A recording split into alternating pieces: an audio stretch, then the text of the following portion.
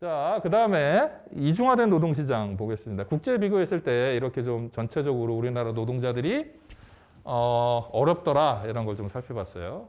그렇다라고 하면 우리나라 노동시장이 실제로 어떻게 격차가 나 있는지 그걸 이제 이중화된다고 표현했다고 그랬잖아요. 어떻게 격차가 큰지 어떤 요인에 따라서 격차가 나는지 이런 것들을 좀 보도록 하겠습니다.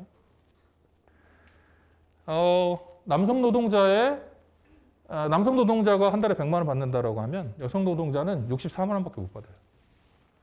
그리고 남성 노동자가 한 달에 100시간 일한다라고 하면 여성 노동자는 87시간밖에 일을 못 해요. 뭐 안 한다고 할 수도 안 하는 요인도 분명히 있긴 하겠지만 또 그 얘기 왜 안 하는지 이거 따지면 또 한참 걸립니다. 아무튼 그건 넘어가고 첫 번째로 일단 여성이 노동시장에서 굉장히 좀 안 좋은 위치에 있다. 두 번째가 뭐죠? 일단 임금 격차가 노동시장 격차보다 더 크죠? 그게 뭘 의미해요? 시간당 임금이 낮다는 얘기잖아요. 여성 노동자가. 그죠? 남녀 간에 어떠한 능력에서 차이가 있기는 굉장히 좀 힘들어요. 성별에서. 그죠? 그런 어떠한 유전학적인 또는 생물학적인 증거는 전혀 없어요. 하지만 왜 노동시장에만 나오면 우리나라는 실질 임금도 낮고 시간당 임금도 낮을까를 고민해 봐야 된다는 거죠. 이렇게 성별로 우리나라는 노동시장이 이중화되어 있다. 그죠? 여성 노동자의 주당 노동시간이 남성에 비해 짧기는 하지만 임금 수준의 격차에 비해서는 그 격차가 그닥 크진 않다. 실질 임금이 결국 낮은 거다. 시간당 임금에서 차이를 보이는 거다. 두 번째로 성별 고용 형태별 임금 수준과 노동시간 한번 보겠습니다. 성별 임금 격차 봤죠? 고용 형태라는 건 뭐냐면 정규직이냐 비정규직이냐의 문제예요. 그래서 정규직과 성별을 같이 본 거야.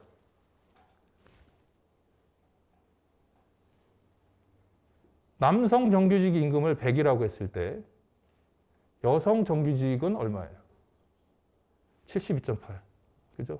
그러니까 정규직에서도 차이가 나. 일단 기본적으로. 그런데 저 맨 위에 있는 월평균 임금, 정규직 남성의 월평균 임금은 380.2만 원이죠.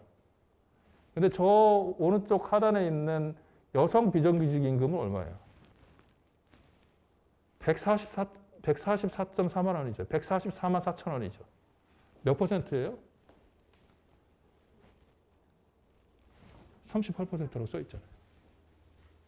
결국 남성 정규직의 임금을 100으로 봤을 때 여성 비정규직의 임금은 38밖에 안 된다는 40도 채 안 된다는 겁니다. 결국 우리나라의 노동시장은 성별로도 이중화되어 있고 고용 형태별로 이중화되어 있다는 걸 의미하는 거죠.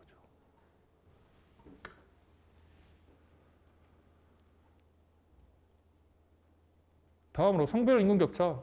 뭐 여태까지 어렵게 그래프 보고 얘기했는데 국제 비교 해보면 알죠. 노동자 성별 임금 격차 OECD 국가 중에 최고입니다. 31.5. 저기 OECD 평균 12.6이에요. 저기 주로 이제 저기 임금 격차 많이 나는 나라가 일본, 미국 뭐 이런 나라들이죠. 핀란드도 생각보다는 좀 많이 나네요. 성별 저임금 노동자 비중. 한국은 남성 비중 보십시오. 빨간색이 남성이거든요. 남성 노동자는 그닥 차이가 안 나죠. 저임금 노동자 비중이 그닥 높지 않아요. 남성은. 하지만 여성은 제일 높죠. 제일 높진 않네요. 미국이 좀 제일 높아서. 그 이중화된 노동시장에서 여성과 남성의 임금 격차를 비교했었잖아요. 예. 그런 것 때문에 시간이 많이 흐른다면 이러한 격차는 자연스럽게 해소될 가능성이 있지 않을까? 저도 전혀 생각하지 못했던 건데 그런 질문을 해주셨네요. 우리 부모님 세대들은 여성들이 대체로 학력이 짧았고 남성이 학력이 높았고 뭐 이랬기 때문에 이게 시간이 지나면 지금은 여성이 고학력인 경우도 많고 그렇기 때문에 점차적으로 해소되지 않겠느냐라는 질문이에요. 그런 영향이 아예 없지는 않을 거예요. 특히 우리 이제 쉽게 우리 사회의 모습에서 살펴보면 우리 식당에서 일하는 최저임금도 제대로 받고 있지 못하는 식당에서 일하는 서빙하는 노동자, 또 음식 조리하는 노동자들의 상당수는 50대 이상 또는 60대 이상의 여성이죠. 그분들이 아마도 고학력일 가능성은 별로 없겠죠. 예, 좀 낮을 겁니다.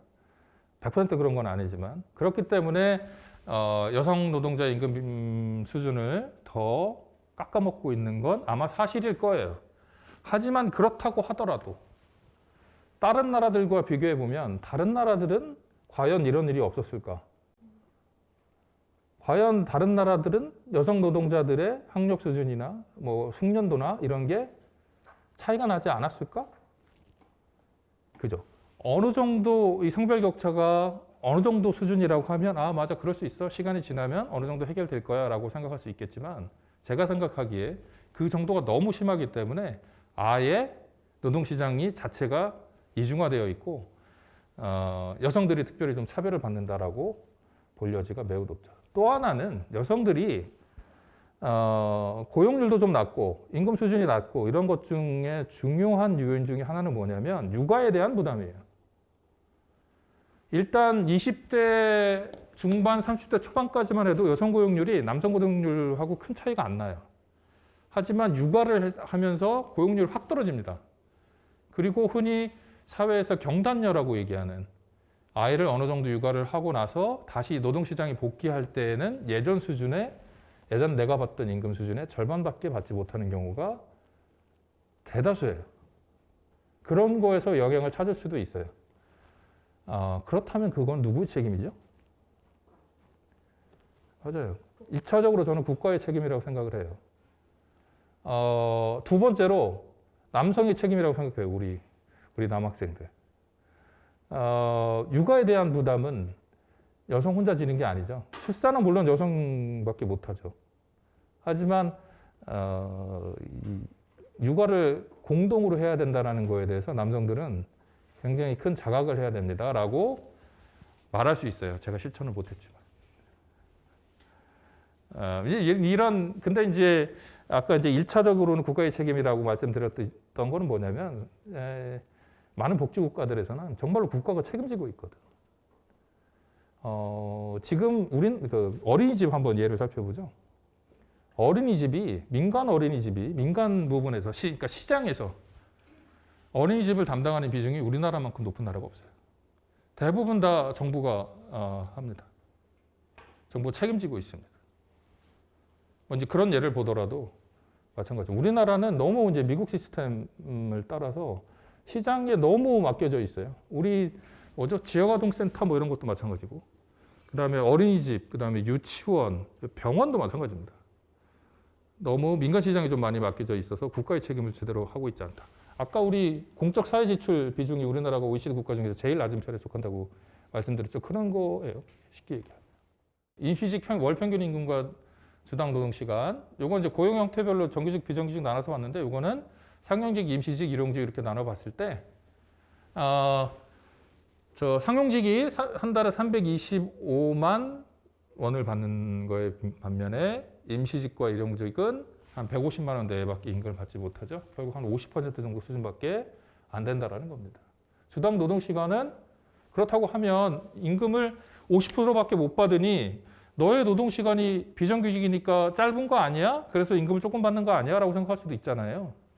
하지만 실제로 계산을 해보니까 한 75% 수준이라는 거죠. 결국 이 얘기도 뭐냐면 시간당 임금 수준이 낮다는 얘기잖아요. 임시직과 일용직의 임금이. 비정규직 월평균 임금과 노동시간 볼게요. 월평균 임금은 341만 원. 하지만 비정규직은 181만 원. 50% 조금 넘는 것 같네요.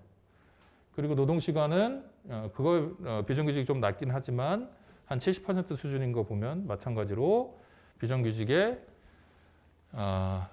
시급이 굉장히 낮은 걸 알 수 있죠. 비정규직이니까 우리나라가 아까도 이제 잠깐 언급했듯이 IMF 경제 위기 이후로 노동시장이 이제 이중화됐어요. 그래서 약간의 그 고부가가치 산업 또는 고스킬, 고학력, 그 다음에 이런 노동자들의 노동시장이 따로 있고 또 다른 저임금, 그다음에 저숙련도, 저학력 이런 노동자들의 노동시장이 따로 있는 거예요. 그래서 이렇게 왔다 갔다를 못해요. 예전에는 IMF 경제 위기 전에는 이렇게 계속 왔다 갔다 했었거든요. 근데 그러지 못하게 됐다라는 겁니다. 예전에 얼마 전에 제가 아는 같이 제가 이렇게 생기긴 했지만 제 취미가 테니스거든요. 믿기지가 않으시죠? 같이 테니스를 치는 형님이 이제 얼마 전에 희망퇴직을 하셨어요. 그분은 상고를 졸업해서 은행에 들어가셨어요. 그래서 이번에 퇴직 연봉이 한 1억 한 5천 정도는 됐던 것 같아요. 지점장이셨고, 그 다음에 이번에 희망퇴직을 해서 한 6억 원 정도의 위로금을 받아서 나오신 형님이 계세요. 근데 지금은 여러분들이 상고를 졸업해서 어디 은행에 들어가서 그 정도의 임금을 받을 수 있을까요? 못 받아요. 왜 그러냐면 그만큼 노동시장이 이중화됐기 때문이에요. 그런 신뢰들을 보여주는 게 이런 그래프들인 겁니다. 사업체 규모별, 성별, 고용 형태별 격차 있다는 거 보여줬죠? 사업체 규모별은 훨씬 더 심각합니다. 4인 이하 사업장의 월 평균 임금은 181만 원입니다. 하지만 300인 이상 사업장의 월 평균 임금은 422만 원이에요. 2배로 훨씬 뛰어넘죠. 2.5배 정도 되죠. 그러면 과연 4인 이하 사업장에서 일하는 노동자들은 300인 이상 사업체에서 일하는 노동자들에 비해서 아주 낮은 가치의 일을 하고 있느냐, 그렇게 볼 수 있을까요? 저는 전혀 그렇게 생각하지 않거든요. 4인 이하 사업장, 그러니까 이 사업체 규모별로 정규직 노동자의 임금만 비교해도 아까 그 얘기가 명확하게 드러나잖아요. 정규직도 큰 차이가 안 나요. 254만 원, 4인 이하 사업장, 300인 이상 사업장 451만 원. 2배 훨씬 넘잖아요. 주당 노동 시간은 큰 차이는 없고. 과연 이게 올바른 노동시장의 모습이냐를 우리가 진지하게 고민해 봐야 된다는 거예요. 복지 수준. 우리 이제 여기 있는 우리 학생들의 부모님이 대기업에 다니실지는 모르겠는데, 그런 분이 계실지 모르겠는데, 대기업 노동자들이 회사에서 잘리지 않고 싶어 하는 가장 큰 이유 중에 하나가 뭔지 아세요? 우리 여기 학생들의 대학 등록금 문제 또는 주택자금 대출, 이런 문제가 굉장히 커요. 그래서 이제 우리 이제 제 나이는 이제 그런 나이잖아요. 제가 이제 올해 50이거든요. 그럼 이제 친구들 만나면 그런 얘기를 하죠. 이번에 회사에서 뭐 좀 구조조정이 있을 것 같은데 그걸 뭐 집에다 얘기했더니 마누라가 애 대학 졸업할 때까지는 좀 어떻게 버텨봐 이랬다고. 대학 등록금이 그 공대 같은 경우는 한 500만 원 되잖아요. 의대는 한 700~800만 원 될 거죠. 그럼 1년에 그게 뭐 천만 원 정도 되는 거니까 그거에 대한 부담이 큰데, 이거를 300인 이상 사업장에서는 그걸 대부분 보조해 주죠. 대부분이라고 하긴 좀 그렇고 많이 보조해 주죠. 그래서 임금 격차가 이렇게 그 복지 격차가 큰 거예요. 그러면 4인 이하 사업장에서는 임금도 낮아, 그런데 복지 수준도 낮아, 뭐 이렇다고 볼 수 있는 겁니다.